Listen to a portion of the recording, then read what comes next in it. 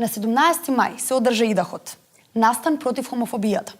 А за оние што не знаат, хомофобија е кога луѓето судат за луѓе кои имаат поинаква љубов или поинаква сексуална ориентација. А нема ништо лошо во тоа. Николај ќе ни разјасни повеќе.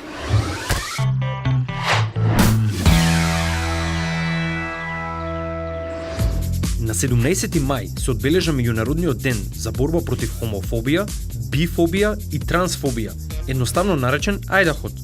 Овој ден е важен, бидејќи пред 26 години, благодарение на Светската здравствена организација, хомосексуалноста престана да се третира како болест.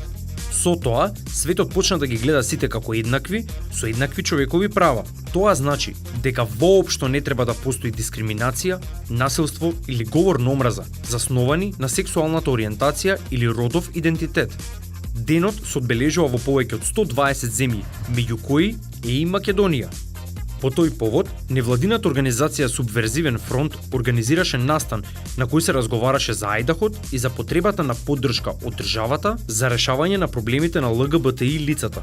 Разговаравме со холандскиот амбасадор Ваутер Пломб, кој ни кажа како во Холандија се одбележува овој ден. Idaho is in the Netherlands every year celebrated, and it is every year more celebrated. There are parades, there are activities in classrooms, in schools, and it's a very important day to celebrate that everyone, every child, every adult should have the same rights, no matter where he or she comes from or no matter who or she one loves. На самиот крај од настанот, Антонио упати јавен повик до сите гледачи на Информа.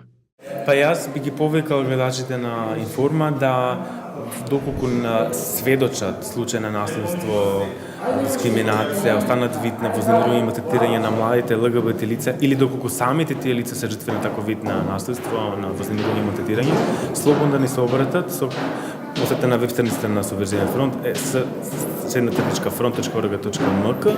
Во 21 век, поточно 2016 и целиот напредок на човештвото, зарем уште ли треба да се потсетуваме на секои 5 минути дека сме сите еднакви?